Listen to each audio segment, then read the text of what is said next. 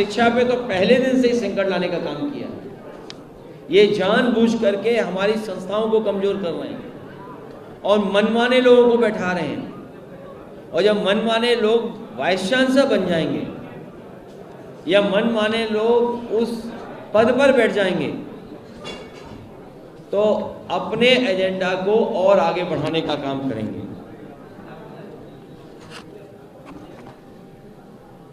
अध्यक्ष जी, ये जो विजन इतनी लंबी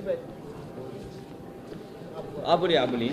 तो इसको जैसे 200-300 छात्रों से आपकी बात ही, बाकी 1000-2000 है, लेकिन जन जन तक पहुंचाने के लिए क्या कोई इस तरह का पेपर लीक और इसका आंदोलन की बात है, या समाजवादी छात्र सभा कहीं जाएगी मोहल्लों में, कुछ ऐसा आंदोलन की बात कर रहे हैं?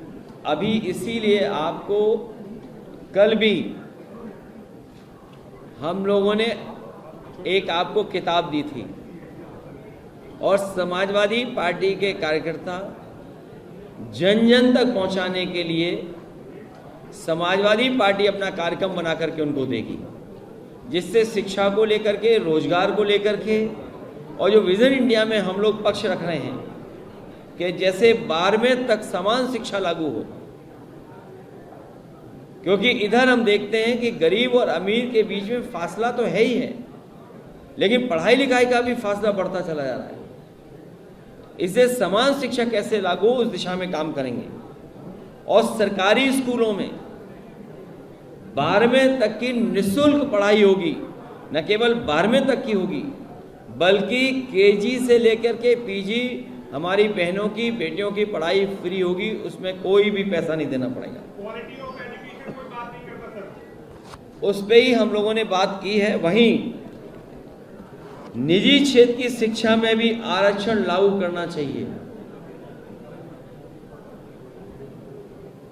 70% जनसंख्या जो है वो गाँवों में बसती है अभी भी, तो रूरल एरिया के लिए आपसे क्या प्लानिंग है अगर आपकी सरकार आती है? मुझे याद है कि जब 12 से 17 की सरकार थी, उस समय लैपटॉप डिस्ट्रीब्यूशन कर करके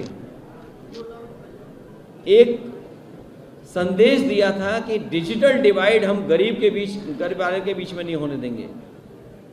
और क्वालिटी भी ऐसी दी कि आज भी लैपटॉप वो चलने होंगे। प्राइमरी स्कूल्स अच्छे बने, प्राइमरी स्कूल के इंफ्रास्ट्रक्चर बहुत अच्छा हो, हायर सेकेंडरी स्कूल अच्छे हों, उसके लिए अभिनव स्कूल बनाना शुरू कर दिए थे। और सरकार को ये तय करना था कि मानक तय करके जगह जगह जो हमारे स्कूल खराब हो गए उनका इंफ्रास्ट्रक्चर बेहतर करें। ये अधिकारियों के बच्चे प्राइमरी स्कूल में नहीं जाएंगे तब तक कैसे सुधार होगा बताइए?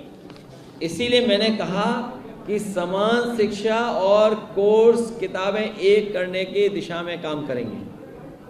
कांग्रेस के चुनाव प्रभारी यूपी के हैं राजेंद्र कुमार पाल। प्राइमरी स्कूल अगर आप देखोगे जो समाजवादी सरकार में बने थे, वो प्राइवेट से भी अच्छे बनाना शुरू कर दिए थे। जो पेट्रोल डीजल की टंकियां वो आगे उसको लेकर क्या क्या करा जाएगा? पेट्रोल डीजल की टंकियां वो फट क्यों रही? भ्रष्टाचार का बाहर नहीं सह पा रही है, और जो भ्रष्टाचार की पाइपलाइन है वो 5 कालिदास तक जुड़ी हुई है। कांग्रेस पार्टी के चुनाव प्रभारी यूपी के हैं राजेंद्र कुमार पाल। उन्होंने कहा कि हम नेशनल पार्टी हैं और हमें बराबर का सम्मान चाहिए। सबसे पहले सम्मान ही होना चाहिए। एसआईआर में लाखों लोगों के नाम कटे हैं। सुनने दो, एक सवाल का जवाब होने दो यार। समाजवादी पार्टी का कैश एक सवाल होने दो पहले। सभी को सम्मान मिलना चाहिए और सम्मान की दिशा में हम लोग बहुत सम्मान देने का काम करेंगे। समाजवादी पार्टी के तमाम नेता आरक्षण का जो घोटाला हुआ है अंदर से बैकडोर से, उसको उसके कागज लेके टहले, लेकिन कोई असर सरकार पे नहीं पड़ा। इस तरह से क्या जब सरकार बदलेगी तभी आप कुछ एक्शन लेंगे, उसके पहले कोई एक्शन नहीं होने वाला? लगातार समाजवादी पार्टी संघर्ष कर रही है और अभी अभी लोकसभा में हराया है। ये तमाम सवाल लेकर के हम लोग जनता के बीच में जाएंगे और पॉलिटिकल पार्टियां धरना प्रदर्शन न कर सकें इसलिए एसआईआर लाते हैं, क्योंकि अंतोगत्वा आपको वोट से ही तो हराएंगे आप, और एसआईआर में लगातार आपको परेशान करते हैं। सुनने में आया कि बहुत प्रतिष्ठित लोग हैं, उनको भी नागरिकता का सवाल खड़ा हो गया है उनके ऊपर, क्योंकि एसआईआर में नाम नहीं था। तो सोचिए हमें और आपको कितना एसआईआर में उलझाया हुआ है। ना आधार कार्ड, ना वोटर आईडी, ना पासपोर्ट को नागरिकता नहीं माना गया है, तो इसमें भी तो ये बड़ा सवाल है कि जानबूझ करके भारतीय जनता पार्टी हमें आपको कागजों में उलझा के रखना चाहते हैं, लाइन में खड़ा रखना चाहते हैं, जिससे अपनी समस्या ही भूल जाएं आप। जो मिल रहा है उसी को स्वीकार कर लेंगे, यही बहुत मिल रहा है हमें। विजन इंडियन की अगली बैठक कहाँ होगी और कब तक चलेगी? ये बहुत जल्दी आपको बता देंगे।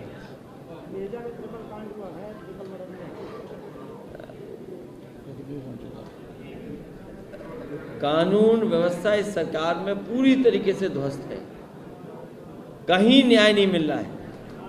और सरकार अगर न्याय देने लगे और सरकार पर भरोसा हो आम जनता को, तो इतनी बड़ी घटनाएं कभी नहीं होंगी। राम मंदिर का बेस्ट है, उसने एफआईआर कराई है, एसआईटी की जो रिपोर्ट आई उस पर एफआईआर कराई है, लेकिन वो जो एसआईटी की रिपोर्ट है वो कॉन्फिडेंशियल है, तो वो कैसे वहाँ तक तक पहुँची?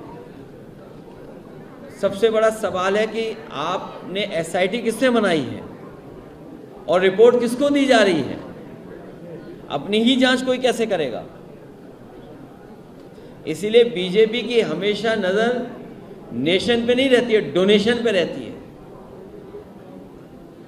और इनके शब्दकोश में न धर्म है न शर्म है। और मैं इस बात की मतलब अगली क़यादत बोले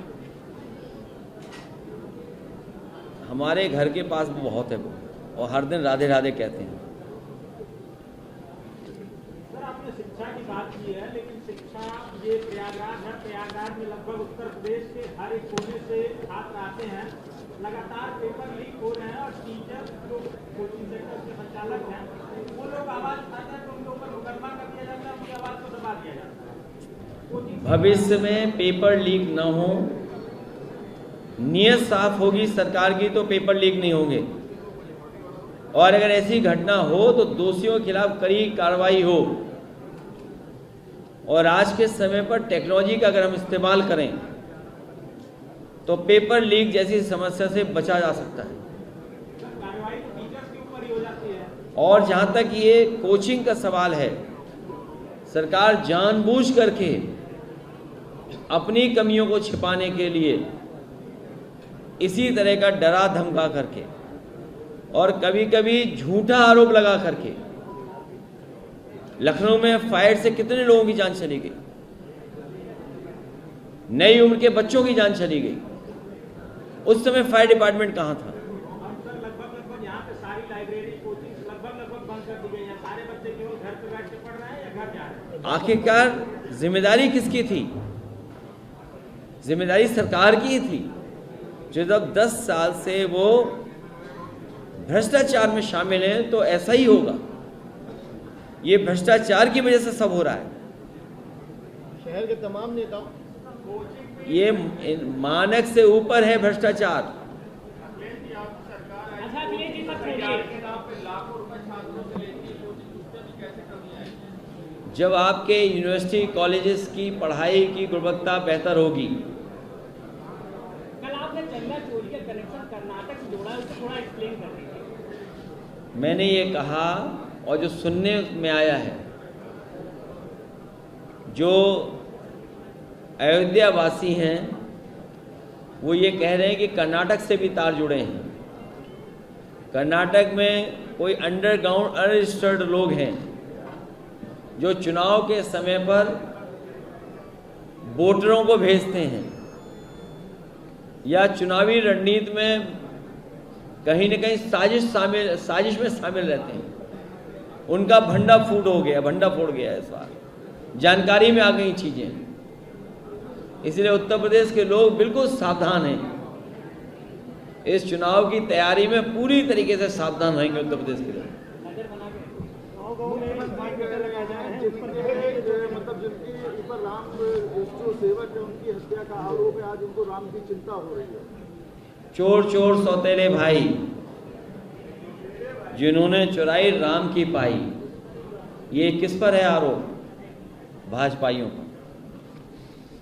क्या समाजवादी पार्टी को एक मुद्दा मिल गया है ये मौके पे चौका मारने के लिए, क्योंकि 2027 का अब जो है यहाँ पे इलेक्शन होना है, तो उसको लेकर ये आस्था और श्रद्धा का सवाल है। हमारे सभी सनातनियों का आस्था, भरोसे पर और श्रद्धा के साथ खिलवाड़ की है और प्रभु श्री राम ने सच्ची चोरी खोल दी है। चंपत राय और गोपाल राय के खिलाफ जो बचाए गए हैं आपकी सरकार बनने के खिलाफ, क्या उनके खिलाफ मुकदमा होगा, कार्रवाई होगी? जिन लोगों को, बड़े लोगों को बचा लिया गया। अभी तो जांच चल रही है, अभी तो जनता के अदालत में जांच चल रही है, आपके कैमरों के सामने जांच चल रही है। आरएसएस ने भी कोई टिप्पणी नहीं करी है इस पर अभी तक।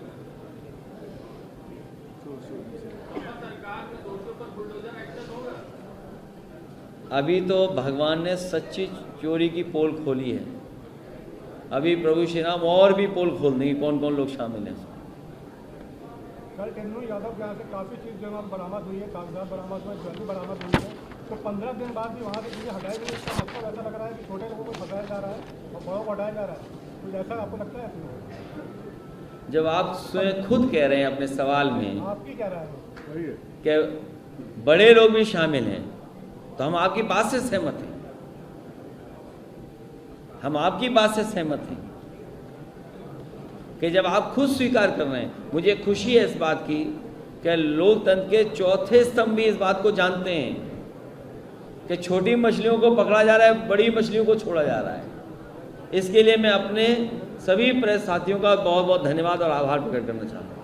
अच्छा, अभी योगी आदित्यनाथ ने कहा कि 2017 के पहले, सरकार हमारी आने के पहले जहाँ जहाँ गौशालाएं बन गई वहाँ पे सफाइयों का कब्जा होता था, इस पर आपका क्या कहना है? देखो, वो जा रहे हैं भाजपाई, जिसने खाई राम की पाई, और अब तो ना इन्हें चंदा मिलने जा रहा है, ना दान और ना वोट, इसलिए ये घबराए हुए हैं। कल से आपका शायराना अंदाज देखने को मिल रहा है, क्या वजह है कि शायरी में बात हो रही है? इसलिए लिख करके लाए हैं कि भाजपाई लोग भी बड़ी तुकबंदी करते हैं। 2027 की टैगलाइन होने वाली है, कुछ चीज़ें भाजपाइयों से भी सीखना चाहिए। 2027 की क्या ये टैगलाइन होने वाली है? आखिर भाजपा सरकार में गाँव-गाँव में, और हम तो ये कहेंगे कि जो सच्चे सनातनी हैं भाजपाइयों से टिकट ना मांगें और ना भाजपाइयों को सच्चे सनातनी वोट दें, क्योंकि जिन्होंने चढ़ावा चोरी की हो, चंदा चोरी की हो, सीसीटीवी में फुटेज हो, सीसीटीवी से तो घबरा ही रहे हैं, सीसी से और ज़्यादा घबरा रहे हैं, क्योंकि जनता जान गई चंदा चोरी, चढ़ावा चोरी वो सब जग जाहिर हो गई है। 50% विधायकों के टिकट काटने की बात है, क्या वो समाजवादी पार्टी में आएंगे तो टिकट देगी? एक्सेप्टेबल नहीं हो पाएगी। और इन्होंने कहा कि एआई महाकुंभ का मोदी जी ने जब शुभारंभ किया, कोई भगदड़ का वीडियो जारी नहीं किया गया, पत्रकारों को दिया नहीं गया, और अभी आगजनी की भी घटना हुई, दबाने की कोशिश सरकार करती है और जनता जो है, जो मृतक है, उनको ना मुआवजा मिलता है ना भी कोई चीज होती है। ये कोई पहली बार नहीं हुआ कि भाजपाइयों ने सच्चाई न छिपाई हो। आप सब लोगों ने उस समय देखा है, वो परिस्थितियाँ देखी, उस समय जो घटनाक्रम हुआ है वो कई हमारे साथियों के मोबाइल पर कैमरे में कैद है। लेकिन अगर वही सच्चाई बीजेपी के सामने आ जाए तो वो अधिकारियों के सहारा लेकर के और सरकार के अहंकार में उन लोगों पे कड़ी से कड़ी कार्रवाई करते हैं जिन्होंने, इसीलिए मैंने कहा, कल भी कहा, फिर मैं दोहराता हूँ, भारतीय जनता पार्टी के शब्दकोश में न धर्म है न शर्म है। भाजपा सरकार में गांव-गांव में शराब की दुकानें खुल रही हैं और स्कूल को बंद किया जाए, इस पर क्या कहेंगे? पूरे उत्तर प्रदेश में सबसे ज्यादा दारू की दुकान खुली है, पूरे उत्तर प्रदेश में प्राइमरी स्कूल बंद किए जा रहे हैं, बड़े पैमाने पर प्राइमरी स्कूल बंद किए जा रहे हैं और हो भी गए हैं। ये बहुत ही चिंताजनक सवाल है कि जहां प्राइमरी स्कूल बंद हो रहे हों, इंटरमीडिएट स्कूलों की ज़मीन बेचने की तैयारी चल रही हो, क्योंकि बहुत ही प्राइम लैंड में इंटरमीडिएट स्कूल्स हैं, डिग्री कॉलेजेस को कोई ध्यान न दे रहा हो, यूनिवर्सिटियों को बर्बाद कर रहे हों, प्राइवेट यूनिवर्सिटी की तरफ चीज़ों को ले जा रहे हों। और जब से भारतीय जनता पार्टी की सरकार आई है उत्तर प्रदेश में शराब की दुकानें तो बढ़ी हैं, लेकिन पहले वनस्पति गोरखपुर में ज़्यादा पकड़ी जाती थी। इधर पिछले 8-9 साल से हम लोग देख रहे हैं लखनऊ राजधानी में वनस्पति बहुत पकड़ी जा रही है।